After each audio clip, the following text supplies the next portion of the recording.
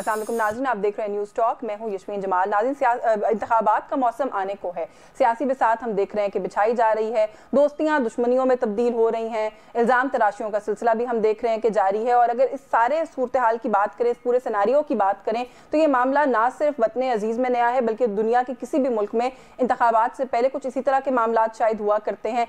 गो के बहुत से लोगों का ये ख्याल है कि पाकिस्तान में जो तरीकाकार है, ये जो लेवल है, वो एक नॉच हायर होता है। थोड़ा सा इस पर भी बात करेंगे। एट द सेम टाइम 16 माह की पीडीएम लेड गवर्नमेंट की जो कारकर्दगी थी, उसके बाद महंगाई ने लोगों की चीखें निकलवा रखी हैं। अवाम जो है वो इस वक्त बहुत ज्यादा परेशानी का शिकार है। सारी सूरत हाल को लेकर मुल्क को डिफॉल्ट से बचाने का क्रेडिट लेने वाली सियासी जमातें जो हैं वो इस वक्त सीन से गायब हैं, वो कहीं नजर नहीं आती। अवाम के गैज़ो गज़ब का उनको बिलाशुबा सामना है, शायद इसी वजह से गायब है। लेकिन इस सारे सिनारियों के अंदर भी हमने पहले भी देखा कि पीडीएम लेड गवर्नमेंट के अंदर अवामी नेशनल पार्टी एक ऐसी जमात थी जो कि उस वक्त भी अपने तहफ़्फ़ुज़ात का इजहार बहुत सारे मामलात को लेकर करती रही। और अब जब आने वाले इलेक्शंस के हवाले से हम बात करें, तब भी हम देख रहे हैं कि खुलकर कॉन्स्टेंटली आने वाले इंतखाबात के इर्द गिर्द जो कुछ कन्फ्यूजन्स हैं उनको हम देख रहे हैं कि एनपी की जानिब से उठाया जा रहा है। सो मच सो के इमल वली खान साहब ने तो जो निगरान हुकूमत है उसको भी पुतली तमाशा डिक्लेयर कर दिया। कुछ इस पर बात करेंगे कि आखिर ये जो अब तहफ़्फ़ुज़ात का सिलसिला है या जिसका आगाज किया गया, ये जो बार बार कहे जा रहे हैं, उसके पीछे बैकग्राउंड क्या है? क्या ये इलेक्शन में जाने का की एक स्ट्रैटेजी है, इलेक्शन प्लान है? इलेक्शन प्लान है तो किस हद तक वो समझते हैं कि इस तरह से रिएक्ट करने से या बिहेव करने से जो है वो कामयाबी हासिल कर सकेंगे? क्योंकि अवाम जो है वो आई थिंक इस वक्त एक इंप्रेशन ये है कि सभी सियासी जमातें जो कि इक़्तिदार में रही हैं पिछले 16 महीने,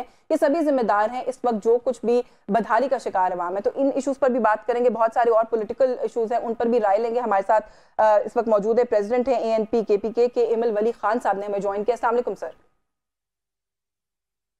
बहुत शुक्रिया सर आपका आपके वक्त के लिए। मैं जो अभी प्रेजेंट सिनारियो है, निगरान हुकूमत से जुड़े मामलात, उनकी तरफ तो आती हूँ, लेकिन पहले थोड़ा सा अगर स्लाइटली पीछे चले जाएं। एएनपी, ऐसा लगता है कि आप लोग उस फॉर्मूला पे थे कि दुश्मन का दुश्मन दोस्त होता है। बस इस मंतक के ऊपर आप लोग जो है वो पीडीएम लेड गवर्नमेंट का हिस्सा बन गए। आप लोग उस वक्त भी बहुत सारी चीजों पर तहफ़्फ़ुज़ात का इजहार करते रहे, आज भी कर रहे हैं। लेकिन जब आप आज तहफ़्फ़ुज़ात का इजहार करते हैं तो ऐसा लगता है कि आप लोगों ने शायद पीटीआई को मैदान में से निकलवाने का एक तरीका समझा, हिस्सा बन गए उस हुकूमत का, और आज जो है वापस इलेक्शन में जाने की स्ट्रैटेजी के तौर पर फिर से तनकीद कर रहे हैं। बीबी, बिल्कुल मेरे ख्याल में आपकी बात से मैं मुतफिक हूँ। अगर हम इकट्ठे हुए हैं उस वक्त और जो इत्तेहादी हुकूमत बनी है, और ये भी मैं ऑन रिकॉर्ड कहूँ कि हम एलाइज थे, लेकिन हम हुकूमत में हमने ना हिस्सा लिया है और ना ख्वाहिश की है, बल्कि हमें बार बार बोला गया लेकिन हमने इनकार किया है। तो उसका मकसद तो मेरे ख्याल में यही था कि वो जो रजीम था, जो पाकिस्तान के ऊपर इमरान की शक्ल में एक नासूर था, उसके ख़ात्मे के लिए ये सब इकट्ठे हुए हैं, और मेरे ख्याल में ये वो कामयाबी हमने हासिल की है सब ने। तो आप समझते हैं कि वो कामयाबी थी? आज जो सूरत हाल है माशी, अगर हाइंडसाइट में अब मैं आपसे सवाल करूं तो क्या आप अभी भी इसी फैसले का इसी तरह साथ देते? आप समझते हैं कि उनको वोट आउट किया जाना चाहिए था? देखें, आज तो जिस हालत में हम पड़े हैं, ये तो 16 महीने की क्या हुकूमत होती है? हुकूमत तो पूरी हुकूमत होती है, और ये तो वही मुआहदे की कंटिन्यूएशन थी जो मुआहदा इमरान ने किया हुआ था वर्ल्ड बैंक के उनके साथ जो किया हुआ था। तो हमने तो IMF के साथ, सॉरी, तो हमने तो उसी मुआहदे पे जो हमने तो नहीं, मतलब जो वजीर थे, हाँ, इनसे एक गलती हुई, कंटिन्यूएशन ना रखा गया। पहले 16 माह में भी 2 वजीर आए थे, एक बदला गया था, दूसरा आया था। अदरवाइज तो जो मुआहदा पहले हुआ था उस पर हमने अमल किया और कोशिश की कि पाकिस्तान को अपने पैसे और अपने एक साथ मिल जाए। नहीं, लेकिन आप लोग जब ये कहते हैं कि हम हुकूमत का हिस्सा नहीं थे, I get where you coming from, कि आप लोगों ने कोई वजारत नहीं ली, वो बिल्कुल बात दुरुस्त है अपनी जगह। लेकिन आप भी बहुत अच्छे से ये जानते हैं कि एक एक सीट, एक एक वोट, एक एक सपोर्ट उस हुकूमत के लिए मैटर करती थी, अपने नंबर्स पूरे करने के लिए, अपनी सपोर्ट दिखाने के लिए। आप लोग सर बहरहाल उस सपोर्ट सिस्टम का हिस्सा तो रहे ना। तो आज आपको नहीं लगता कि जिम्मेदारी झाड़ना जो है वो इस वक्त it will not look good on you? फख्र करता हूँ। नहीं, मैंने किसी पे जिम्मेवारी नहीं डाली, बल्कि मैं इस पे आज भी फख्र करता हूँ कि हम उस वक्त शहबाज शरीफ के साहब के साथ खड़े थे। चॉइसेस हमारे साथ जो थे, एक तरफ इमरान था, दूसरी तरफ शहबाज शरीफ साहब थे। तो मेरे ख्याल में आज भी अगर कोई मुझे ये 2 चॉइसेस सामने रखेंगे तो हम उधर ही खड़े होंगे। इमरान तो एक कदम लेने वाला आदमी नहीं है, और हाँ, मुल्क को इस नहज पे पहुंचाने में मेरे ख्याल में 16 माह का काम नहीं है। ये एक तवील स्ट्रैटेजी है, जो तवील स्ट्रैटेजी के ज़रिए हम माशी तौर पे इस जगह पे पहुंच गए हैं। आप और आज भी मैं ये आज भी आपको कहूँ, जी मुकम्मल कर लें। मैं पूरा कर दूँ। हमने जो पिछला जो हुकूमत था 16 माह का, हमने उनके सामने भी बड़े बुनियादी तजावीज़ रखे, हमने उनके सामने बड़े बुनियादी बातें रखी इस महंगाई पे कंट्रोल पाने के लिए। बदकिस्मती से उन्होंने अमल नहीं किया। मैं आज भी आपके वसातत से इस जो गवर्नमेंट इंटरिम का, इनको मैं वो आइडियाज़ देने को तैयार हूँ अगर ये संजीदा है और संजीदगी से पाकिस्तान की मईशत को बेहतर बनाना चाहते हैं। तो मेरे ख्याल में हमें ऐसे तरफ जाना होगा कि हम कर्ज़ों से पीछे हट जाएं और हम अपने मुल्क में ऐसे तरफ बैठ के ऐसी चीज़ें सोच लें कि हम उनसे अपने मुल्क को कैसे चला सकते हैं। और हमारे पास इसमें हज़ारों रास्ते हैं अपनी मईशत को बेहतर करने के लिए। तो आज भी मेरे ख्याल में संजीदगी हो तो ये बेहतर हो सकता है। और कल भी हमने अपने आइडियाज़ दिए थे, बदकिस्मती से उस पर अमल नहीं हुआ। क्यों अमल नहीं हुआ सर? हम सब कॉम्पिटेंस नहीं थी या नियत नहीं थी? इनकॉम्पिटेंट थे या करना नहीं चाहते थे? नहीं, देखें, ऑलरेडी आपने ये जो अगर अभी आपने मईशत को ठीक करना है तो जहर के घूंट आपने पीने होंगे और वो सब ने पीने होंगे। तो मेरे ख्याल में कॉम्पिटेंसी की बात भी नहीं है, नियत की बात भी नहीं है, इख्तियार की बात आ जाती है फिर। क्योंकि कुछ चीज़ें ऐसी होती हैं कि फिर आपको ब्रेकें लग जाती हैं।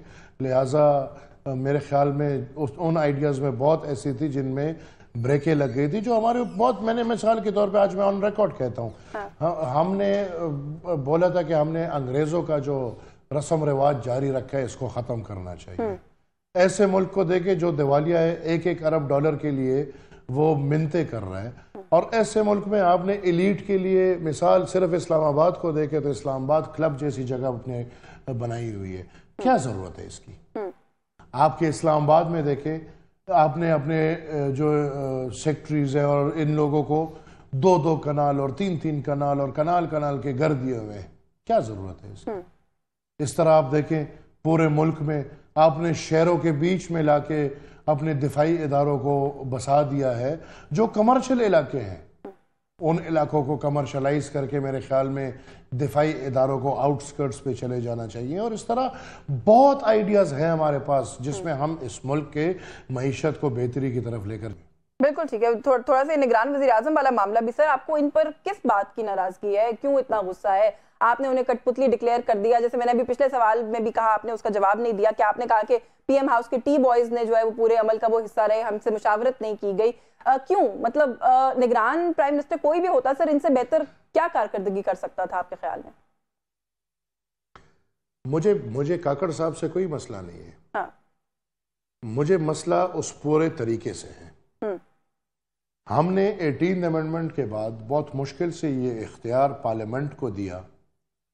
इसमें जरदारी साहब को मैं सलाम पेश करता हूँ। और ये हमारे आबा व अजदाद के जो नज़रिया था उसको असफंदियार वली ख़ान और उस टीम ने लेकर आई। 18 अमेंडमेंट में ये इख्तियार मिला कि भाई लीडर ऑफ द हाउस और लीडर ऑफ द अपोजिशन बैठ के इंटरम गवर्नमेंट के फैसले करेगा। उससे पहले ये फैसले ऐसे ही होते थे जिस तरह इस दफ़ा हुए। हमें दुख ये है कि यार वो इख्तियार बड़ी मुश्किल से हम असेंबली को लेकर आए, वो फिर उन्होंने वापस कर दिए। मसला ये है। बाकी तो इधर जो भी होगा वो कठपुतली, इधर तो बेचारे वजीर आजम कठपुतली होते तो इंटरम वजीर आजम बेचारा क्या होगा, वो तो कठपुतली होगा। लेकिन जो सिस्टम है उस सिस्टम के नीचे चलते, उस सिस्टम को फॉलो करते। जिस तरह मैंने बोला अपनी बात जो मेरी पिछली दोहराई कि भाई हम तमाम इत्तेहादी पार्टियों ने शहबाज शरीफ साहब को ये इख्तियार दिया था कि भाई आप नॉमिनेट कर लें जो भी इंटरम होगा वजीर आजम, हम आपके साथ खड़े हैं। हाँ। वो हमें ये टी बॉय की बात तो मैं मजाकिया करता हूँ, लेकिन असल में जो इख्तियार है वो किसी और ने इस्तेमाल किया। हाँ। ये जो नाम है ये ना शहबाज शरीफ साहब का है ना ये राजा रियाज साहब का है। ये इन दोनों का नाम नहीं है और पूरी दुनिया जानती है ये इनको किसने चुना और क्यों चुना है। लिहाजा मेरा सारा सवालिया निशान उस पूरे प्रोसेस पे है कि वो प्रोसेस ठीक नहीं हुआ और वो प्रोसेस में जमहूरियत का मजाक उड़ाया। मुझे एक ब्रेक का कहा जा रहा है, ब्रेक से वापस आके आपसे इस हवाले से बात करूंगी सर कि आपको इस प्रोसेस के ऊपर भी सवालिया निशान है, मर्दमशुमारी के ऊपर भी सवालिया निशान है, मुल्क में फैसले कोई और करता है, इख्तियार किसी और के पास है, वो भी एक बहुत बड़ा सवालिया निशान है। तो फिर आने वाले इंतखाबात पर हम कैसे उम्मीद रखें कि सवालिया निशान नहीं होगा, जो उसके नताइज होंगे? इस ब्रेक के बाद हमारे साथ रहे।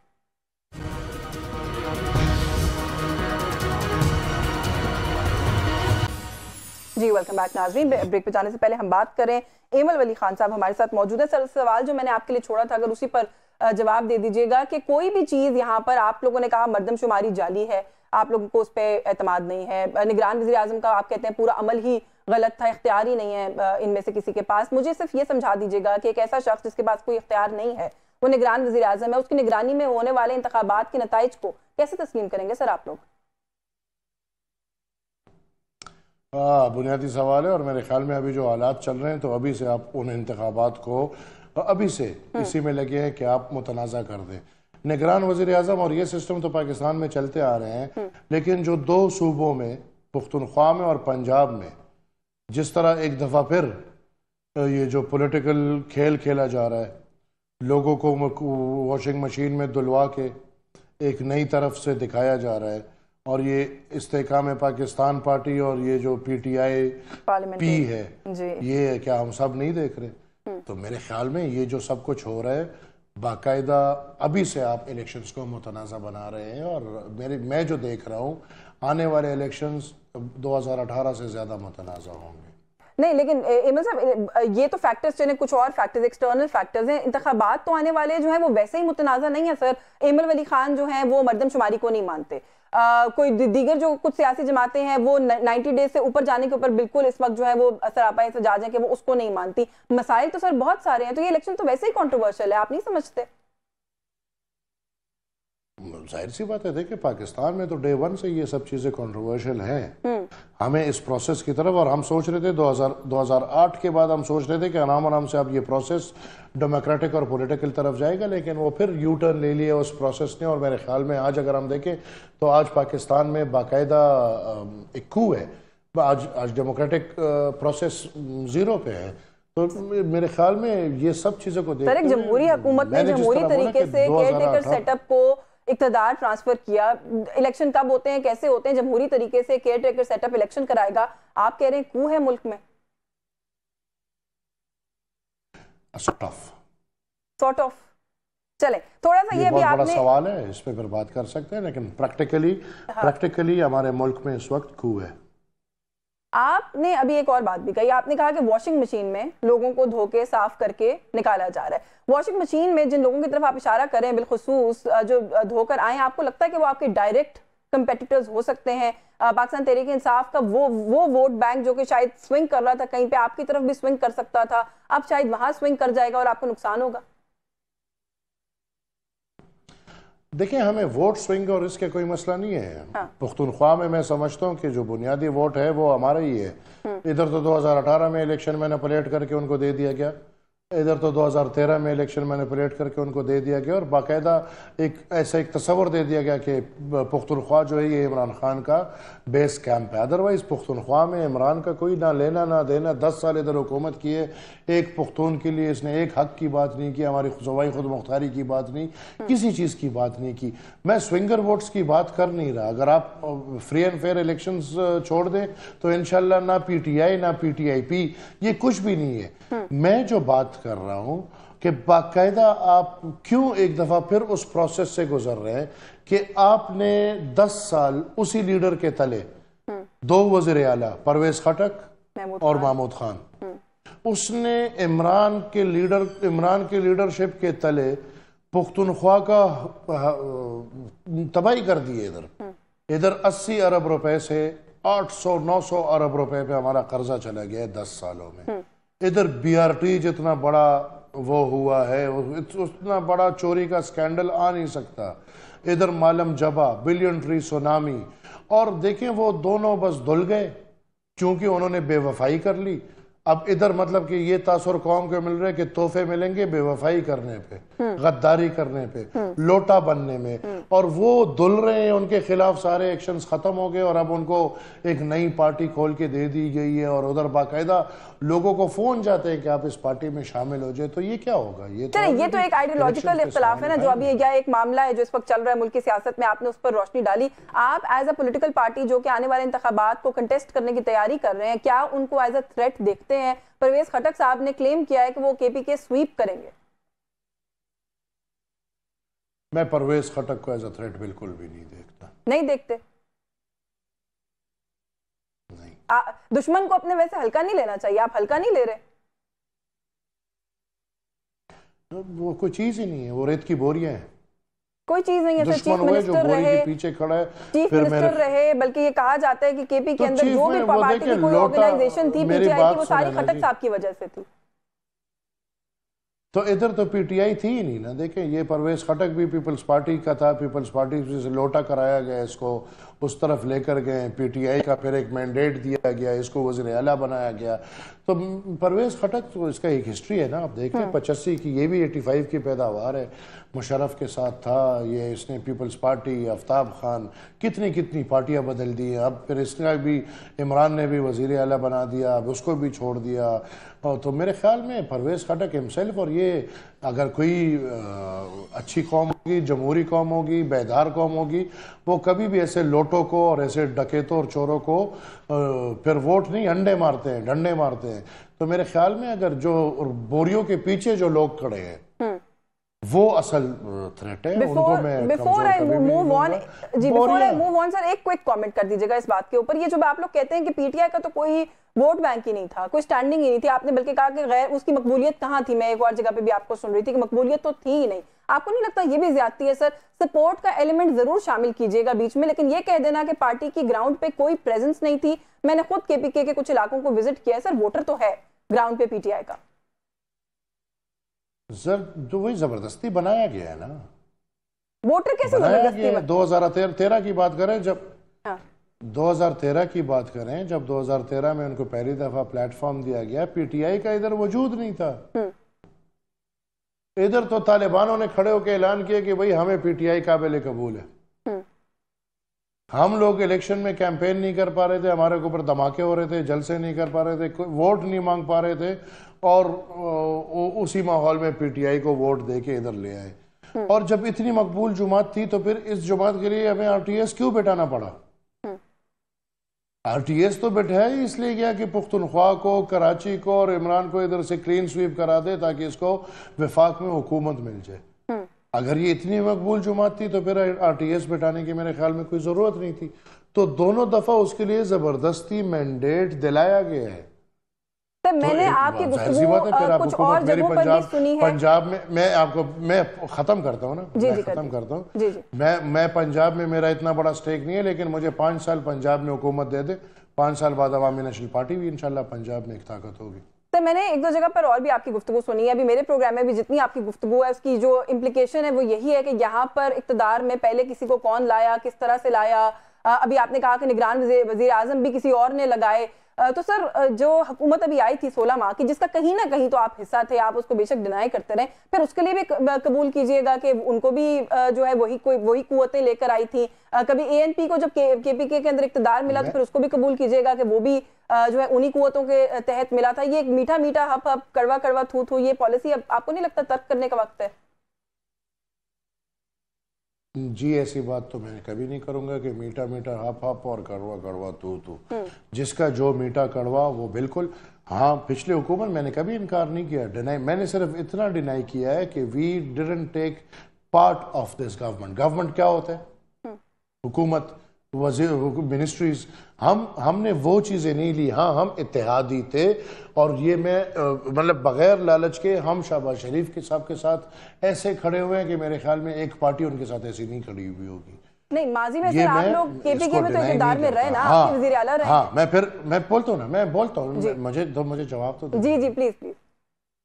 जो पिछले 16 माह की जो हुकूमत थी, अगर वो इदारे ना चाहती तो वो हुकूमत नहीं आ सकती थी, ये बिल्कुल मैं मानता हूँ। वो इदारे अब या इमरान के अमल से या फैज़ और बाजवा और इमरान के आपस में लड़ाई की वजह से, या आर्मी चीफ की वजह से, आर्मी चीफ के मतलब के एक्सटेंशन मिले या फैज़ को आर्मी चीफ बनाया जाए, जिस वजह से भी उनकी आपस में खराबी हो गई, तो उन्होंने जाहिर सी बात है उनको उस तरफ को छोड़ दिया। और वो पार्टियां जो हमेशा उनके इशारों पे बैठती है, वो पार्टियां आके एकदम दूसरी तरफ बैठ गई, जरगे हो गए, और फिर वो रिजीम चेंज हुआ। तो this is a fact, we can not deny it. और 2008 की अगर बात हम करें तो 2008 में तो आपको पता है कि अगर पाकिस्तान में हल्के पुल्के थोड़े कोई अच्छे इंतखाबात हुए हैं तो वो 8 के थे, और हमारी हुकूमत भी आई थी तो उसमें बॉयकॉट्स हुए थे और हमारी इत्तेहादी हुकूमत थी।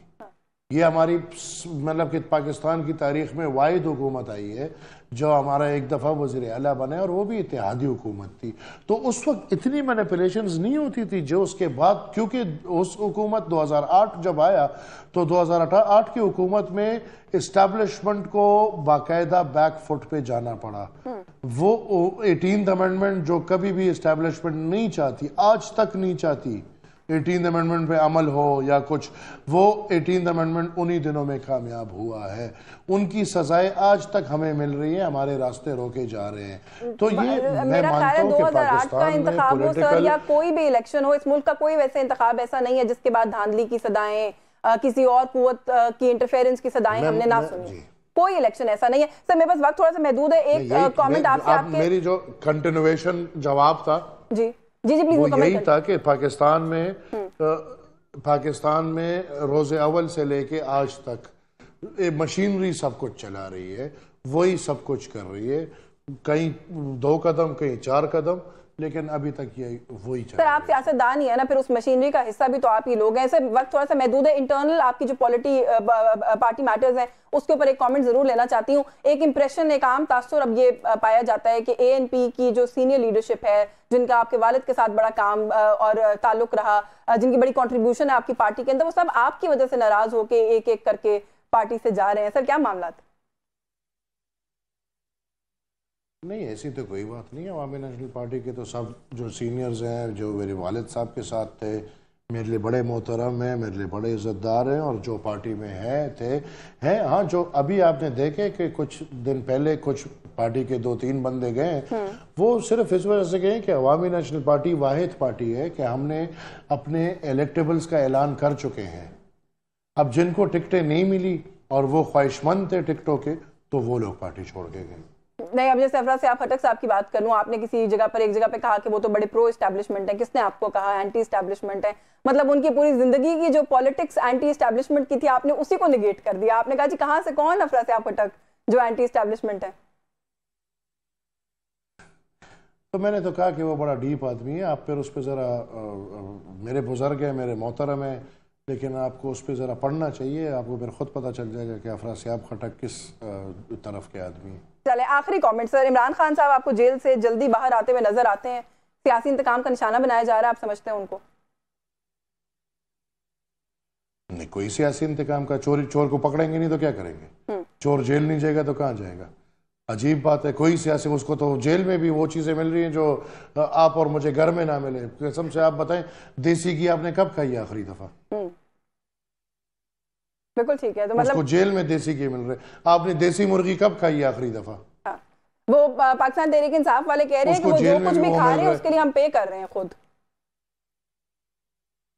यार चलो, ये बाकी लोग भी तो जो हजारों की तादाद में जेल में बैठे हुए हैं, वो भी पे करना चाहते हैं। उनको देसी मुर्गी मिलेगी?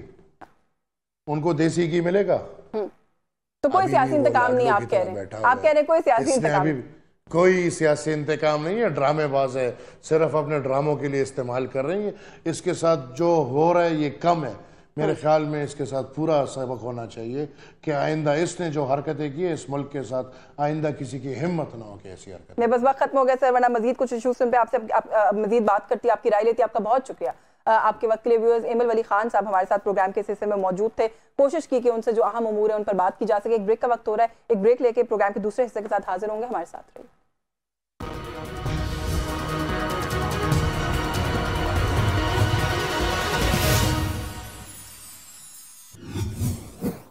जी वेलकम बैक नाज़रीन। डॉलर, पेट्रोल, डीजल, इनकी ट्रिपल सेंचुरी के बाद अब हम देख रहे हैं कि चीनी भी डबल सेंचुरी मुकम्मल कर चुकी है। मुल्क के मुख्तलिफ हिस्सों में 200 से लेकर 230 रुपए किलो तक चीनी जो है वो फरोख्त की जा रही है। अगर हम बात करें पिछली हुकूमत की तो हमने ये देखा कि जहां पर चीनी के जो रेट्स हैं इसने आवाम को बदमजा किया, वहीं पर माजी में जो हुकूमती इत्तेहादी थे, करता धरता थे, जिम्मेदारान थे, वो अब एक दूसरे पर इस सारे बहरान की जिम्मेदारी डालते हुए दिखाई दे रहे हैं और कोई भी खुद जिम्मेदारी कबूल करने को तैयार नहीं है। कल एक न्यूज़ प्रोग्राम के अंदर, एक टॉक शो के अंदर एहसन इकबाल साहब जो कि सीनियर रहनुमा पाकिस्तान मुस्लिम लीग नवाज के, उन्होंने कहा कि चीनी का जो सारा मामला है ये वजारत ही पाकिस्तान पीपल्स पार्टी के पास थी, नवीद कमर साहब जो है वो सारे मामलात को देख रहे थे। तो इस सवाल का जवाब तो वो दे सकते हैं और ऐसा नहीं हो सकता कि आप हुकूमत में हो तो हुकूमत के मजे लें और उसके बाद जो भी जिम्मेदारी है उस जिम्मेदारी से जान छुड़ाकर भागने की कोशिश करें। क्यों जान छुड़ाकर भागने की कोशिश की जा रही है, की भी जा रही है कि नहीं की जा रही, इस पर बात करेंगे। दीगर भी एक दो पाकिस्तान पीपल्स पार्टी से जुड़े मामलात हैं उन पर भी बात करेंगे। हमारे साथ सीनियर रहनुमा पाकिस्तान पीपल्स पार्टी के साबिक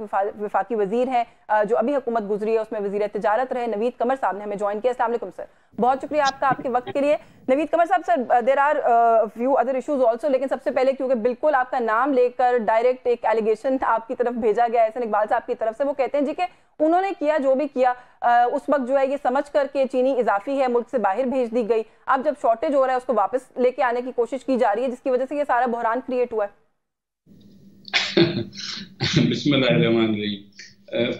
मुझे तो हैरत है कि एहसन ने ये बात कैसे कही, क्योंकि पहली चीज तो ये कि कोई एक वजारत या एक बंदा तो नहीं ये फैसला करता, ये तो ईसीसी का फैसला था जिसमें कलेक्टिवली वो खुद भी मेंबर हैं और फाइनेंस मिनिस्टर हेड करते हैं, तो किसी एक का नहीं है, ना ही कोई जिम्मेदारी से भाग रहा है। मेरा ख्याल है कि कोई ऐसा फैसला नहीं हुआ जिससे हमें कोई शर्मिंदगी उठानी पड़े। आज जिन चीजों को आपस में लिंक किया जा रहा है वो उसमें भी एक जो है पहलू ऐसा है कि जो लोग इस सारी चीज से फायदा उठाते हैं, ये कोई PMLN का इशू नहीं है, ये मार्केट फोर्सेस का इशू है, उसको थोड़ा समझने की भी जरूरत है।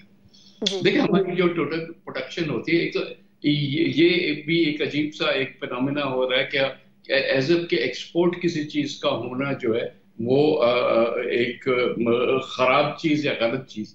आपका मुल्क चलता है एक्सपोर्ट्स पे, आपके एक्सपोर्ट्स होंगे तो आप के पास इतने फंड्स होंगे कि आप चीजें मंगा सकें, पेट्रोल वगैरह ये वो। So let's be clear on what we are doing it.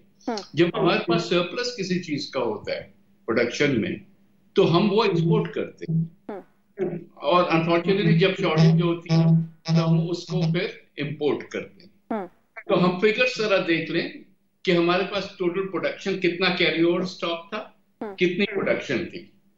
Carry over stock जो हमारे पास था वो 990,000 टन थे, मेट्रिक टन, और प्रोडक्शन के बाद हमारे पास 8,247,344 जो था टोटल स्टॉक हुआ, मतलब मिला के carry over stock plus production. इसमें से जो एक्सपोर्ट हुआ वो बेचारा सिर्फ 250,000 टन हुआ, मतलब 3% ऑफ द प्रोडक्शन टोटल। ठीक है। और आपके पास जो मंथली कंजम्पशन है वो तकरीबन कोई 600,000 होती है। मतलब आपके पास आपका मसला एक्सपोर्ट नहीं है। अनफॉर्चुनेटली आपका मसला दो चीजें हैं, एक स्मगलिंग है जो बिल्कुल बेधड़क चल रही है, इससे 4 गुना जितना आपने एक्सपोर्ट किया, मतलब आपके मुल्क में जो पैसा डॉलर आया और आपके रिजर्व्स में गया उसके मुकाबले में जो एक्चुअली चीनी स्मगल हुई, क्योंकि चीनी की कीमत पाकिस्तान में और जो बाहर मुल्कों में थी उसमें तकरीबन कोई $100 पर मेट्रिक टन का जो फर्क था, मतलब वो बाहर ज्यादा महंगी थी, यहाँ सस्ती थी, तो जो इंसेंटिव था स्मगलर्स के कि वो पैसा बनाए इससे, तो बहुत सारी चीनी तो स्मगल हो गई। लेकिन वो स्मगल के बाद भी आज भी जो सिचुएशन है उसमें आपके पास मुल्क में इतनी चीनी है कि जब तक कि आपकी नई क्रशिंग सीजन शुरू हो जाए, जो नवंबर में नॉर्मली हो रही है, तो तब तक आपके पास स्टॉक्स हैं। लेकिन अगर आप रोक के बैठ जाएंगे, जखीरा अंदाजी करेंगे और उस पर गवर्नमेंट बेबसी दिखाएगी, तो फिर कुछ भी नहीं होगा ना। फिर तो मार्केट ये तो एक सिट्टाबाजी हो रही है ना, जैसे हमारे डॉलर्स के साथ भी, डॉलर टू रुपी जो आप देख रहे हैं कि सिट्टाबाजी हो रही है, वही यहाँ पे कमोडिटीज के साथ भी हो रही है। तो इसमें थोड़ा सा गवर्नमेंट को एक फर्म हैंड दिखाना चाहिए। स्मगल तो जो हो गया सो हो गया, चला गया, उसको तो हमारी वाली हुकूमत रोक सकी ना ये वाली हुकूमत रोक सक रही है। लेकिन आप जो होर्डिंग है उसको तो रोक सकते हैं। उससे ये जो स्टॉक्स हैं वो मार्केट में आए और उसी सप्लाई एंड डिमांड के बेसिस पे, मेरे पर्सनल व्यू में, आपको इस वक्त अगर आप ये एक्शन ले जाते हैं तो आपको इंपोर्ट की भी जरूरत नहीं है। ये इतना स्टॉक है कि आप नेक्स्ट क्रशिंग सीजन जिसमें नई फिर चीनी नवंबर में आना शुरू होगी वो उसको मीट कर सकता है। वो हम खुद ही जो है इसको पूरा कर सकते हैं। सर, आपकी मौजूदगी का फायदा उठाते हुए दो चीजों पे सिर्फ क्विक कमेंट लेना चाहती हूँ आपसे। एक तो सर, इंतखाबात नवे रोज से तो ऊपर जा रहे हैं, नवे रोज के अंदर होते हुए नजर नहीं आते। पाकिस्तान पीपल्स पार्टी, जाहिर है आप लोग बार बार ये मौकफ देते रहे हैं कि नवे रोज के अंदर ही इंतखाबात आप लोग चाहते हैं। अब अगर ऐसा नहीं होगा तो लाहे अमल कोई तय किया है आपने? जमात इस्लामी, पीटीआई, इनके साथ क्या हम आपको भी सुप्रीम कोर्ट में देखेंगे सर?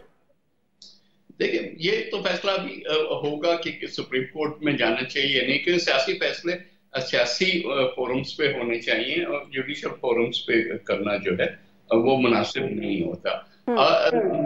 लेकिन इस वक्त भी जो हमारा पूरा प्रेशर है, जो हमारी मीटिंग्स हुई हैं इलेक्शन कमीशन के साथ, वो यही है कि बाबा जितना भी कुछ भी काम आपने करना है उसको आप जो कॉन्स्टिट्यूशनल डेट्स हैं कोशिश करें कि उसके अंदर हो, लेकिन नहीं भी होता तो उसके करीब करीब हो ना। तो कुछ उसका असर ये जरूर हुआ है कि इलेक्शन कमीशन ने भी जो है अपने जो डिलिमिटेशन का टाइम टेबल दिया था उसको 15-16 दिन जो है वो कम कर दिया है। उसके साथ साथ उन्होंने ये भी इंडिया दिया है कि वो इलेक्शन की जो डेट है वो अनाउंस कर देंगे, जो कि अगर ये वाली 30 नवंबर की डिलिमिटेशन है तो वो बनती है जाके आखिरी हफ्ता जो है। ठीक है। अच्छा सर, ऐसा क्या हुआ है पाकिस्तान पीपल्स पार्टी को, ऐसा क्या महसूस हो रहा है कि उनके साथ हो रहा है कि सीनियर रहनुमा आपकी जमात के खुर्शीद शाह साहब वो ये कहने पर मजबूर हो गए कि एहतसाब के नाम पर हमें अगर दीवार के साथ लगाने की कोशिश की गई तो हमारे पास बहुत बड़े बड़े कौमी राज हैं, हमें उनसे पर्दा उठाना पड़ेगा?